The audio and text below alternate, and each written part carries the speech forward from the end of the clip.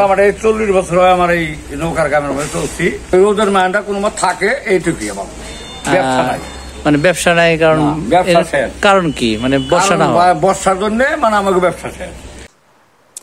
আসসালামু আলাইকুম প্রিয় দর্শক, গ্রামের জীবনযাপন ইউটিউব চ্যানেলে আপনাদের সবাইকে স্বাগত জানাই।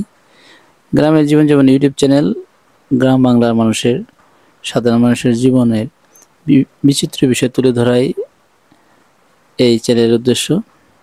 যেহেতু গ্রামের মানুষ বিভিন্ন ধরনের পেশার সাথে সম্পৃক্ত, এক্ষেত্রে কৃষিকাজ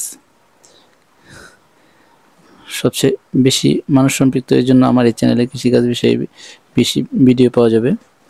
আর আমার আশেপাশের গ্রামের মানুষ যেসব পেশার সাথে সম্পৃক্ত আছে, কেউ বা মিস্ত্রি কিংবা কেউ বিভিন্ন ধরনের যে শিল্পকর্ম সম্পৃক্ত আছে, মৃৎশিল্প হোক, সেটা কাঠ শিল্প হোক কিংবা অন্য কিছু যেটাই হোক, সেই সব বিষয়গুলো আমাদের এই চ্যানেলে তুলে ধরার চেষ্টা করব। আজ আপনারা অবশ্যই ভিডিওতে বুঝতে পারছেন যে আজ আমরা কথা বলবো গ্রামের নৌকা তৈরি আর এর বাজারজাতকরণের বিভিন্ন বিষয়াদি। এক সময় বাংলাদেশের বর্ষা বা বন্যার পরিস্থিতি তৈরি হতো। সেক্ষেত্রে দেখা যেত যে কয়টি জেলা সবার আগে আলোচনা আসতো, তার ভিতরে মানিকগঞ্জ অন্যতম, সিরাজগঞ্জ, বগুড়া, মানিকগঞ্জ এসব। এখানে বর্ষার প্রাদুর্ভাবটা একটু বেশি ছিল। এই জেলাগুলোর প্রায় সর্বত্রই বন্যা কবলিত হতো কিংবা বর্ষার পানি সর্বত্র পৌঁছাতো। সমতল ভূমি হওয়ার কারণেই এই জায়গায় পানির পরিমাণ বেশি, যার কারণে বর্ষা মাসে পানি হলে এক স্থান থেকে আরেক স্থানে যাওয়া, মাছ ধরা কিংবা মানুষের জীবনযাত্রার জন্য অন্যতম অনুষঙ্গ ছিল নৌকা। তাই নৌকার বিকল্প মোটামুটিভাবে ছিল না। বর্তমান সময়ে নৌকার ব্যবহারটা অনেকটাই কমে গেছে। সড়কের উন্নয়ন, সড়কগুলো আরও বেশি উঁচা এবং উন্নয়নের ফলে মানুষ এখন সড়ক পথে যাতায়াত করতে পারে। আর যেহেতু বাংলাদেশের ঋতুর পরিবর্তনের ক্ষেত্রে বর্ষা ঋতুটির প্রভাব এখন অনেকটাই কম, নিয়মিত বর্ষা তো হয়ই না। আর বর্ষা সাধারণত অতি নিচু প্রবণ এলাকা ছাড়া, নদীর সাথে জোয়ার ভাটার সম্পর্ক আছে এরকম, কিংবা নদীতে একটু পানি বাড়লেই যেসব জমিতে চকে বা জমিতে বিলে পানি ঢুকে, এসব জমি ছাড়া সাধারণত অন্যান্য চকে সাধারণত আমরা পানি দেখতে পারি না, হয় না, যার ফলে নৌকার তৈরি এবং মানুষের ব্যবহারের এক্ষেত্রে অনেকটাই কমে এসেছে। তবুও যতটুকু আছে সেই বিষয়টি আমি আজ আপনাদের সামনে তুলে ধরার চেষ্টা করছি।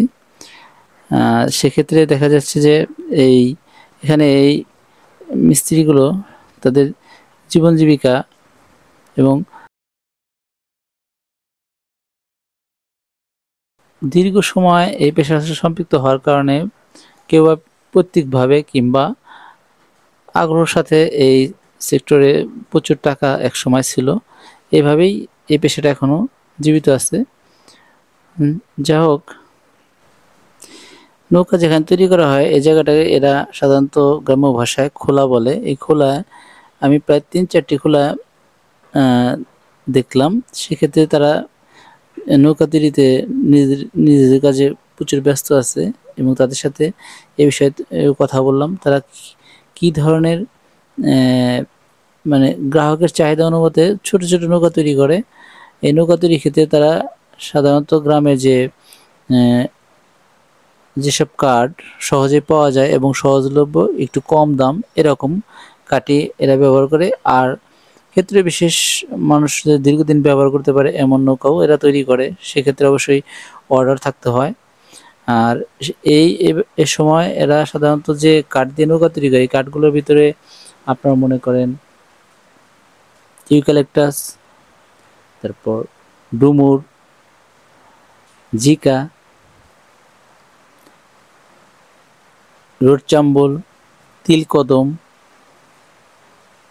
লম্ফ, মেহগনি এসব কাঠের ব্যবহার দেখা যায়। এসব কাঠগুলো সাধারণত খুব সহজেই সস্তা পাওয়া যায়, যার ফলে এরা এই কাঠগুলো ব্যবহার করে থাকে। চলুন দেখি আমরা একজন নৌকা তৈরিকারীর মিস্ত্রির সাথে কথা বলি, যে তার ব্যক্তিগত জীবনের অভিজ্ঞতাটা কেমন। চলুন শোনা যাক। আপনার নাম? আমার নাম মহাদেব বিশ্বাস। আপনি কত বছর যাবত এই নৌকা? মোটামুটি 40 বছর হয় আমার এই নৌকার কামের মধ্যে চলছি। মানে এই ছেলে পেলে মানুষ করার জন্য এই পর্যন্ত আইসি আর কি।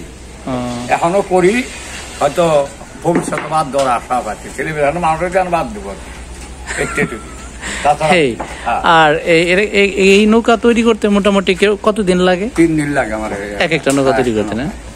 আর মানে কিরকম খরচ হয় মোটামুটি ভাবে? খরচ আমাকে খরচ আছে হিসাব করলে খরচ এবার কোন 5-6 হাজার করে বিক্রি তো কাছাকাছি রোদের মানটা কোনো থাকে এইটুকুই আমার ব্যবসা নাই। মানে ব্যবসা নাই কারণ কি? মানে বর্ষা না, বর্ষার জন্য মানে আমাকে ব্যবসা শেষ। বর্ষা হলে পরে আমাকে ব্যবসা ভালো হইতো, এটা ঠিক। বর্ষা নাই আমাকে ব্যবসাও নাই। এই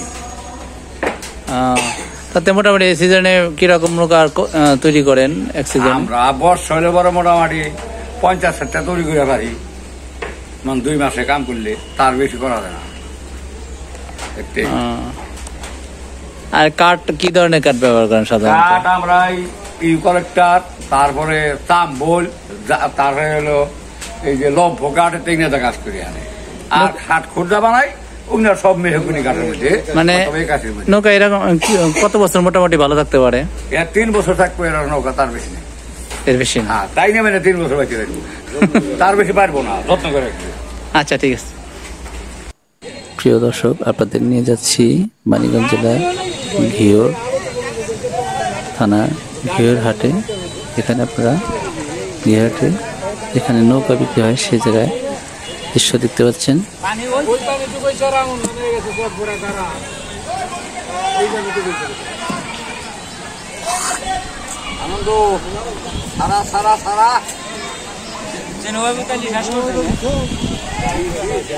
এখানে আপনারা সাধারণত কদম, লোটচম্বল, কদম, ডুমুর, এটা কি কাঠের? এটা কিরকম বলে বিক্রি করবেন? এত কম? তাতে মোটামুটি কয় সিফটি কাঠ লাগছে এই নৌকায়? 5 সিফটি বানাইতে তো কয়েকদিন লাগছে? 2 দিন লাগে। লস আপনি জিটকা থেকে আছেন নাকি? কোথায়? নৌকায় তো নাই, এরা পুরা মাঠ, কলেজ মাঠ তো পুরাটাই ভরা থাকতো। যে পানি থাকতো এই সময়, নৌকা হলে চালিয়ে নিয়ে যেত। আর এখন নৌকা যাইতেছে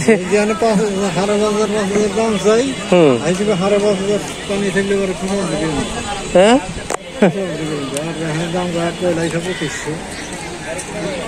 না এখন নৌকা যাইতেছে না ব্যানে, এগুলা তো ইতে যাইতো, পানিতে যাইতো, ব্যানে করে নিয়ে যেতেছে। এক সময় এখানে হাজার হাজার নৌকা বিক্রি করা হতো, কিন্তু এখন হয়তো আনুমানিক 1 থেকে 150 নৌকা পাওয়া যায়। যাই হোক প্রিয় দর্শক, আমার এই চ্যানেলটি নতুন, তাই আপনারা আমার এই চ্যানেলকে সবাই লাইক দিবেন এবং দয়া করে সাবস্ক্রাইব করবেন, যেন বিভিন্ন ধরনের বিষয়ে তুলে ধরার আমি প্রয়াস পাই। সবাইকে আমাদের চ্যানেলের পক্ষ থেকে আপনাদের ধন্যবাদ জানাই এই ভিডিও দেখার জন্য।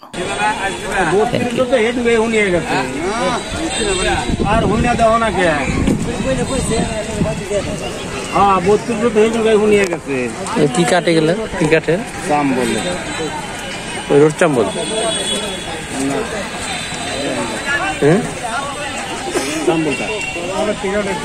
আমি বুঝতে না, দোয়ার জন্য লাগছে মোটা কাঠ না হলে এটা আবার টিকে যাও আর কিছু যাবো না, তাই আবার টিকা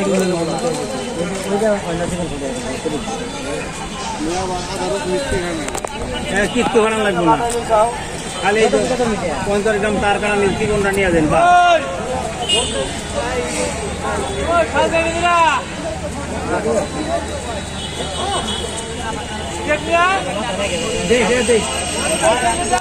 নিয়ে যান, আমি তোর কইতাছি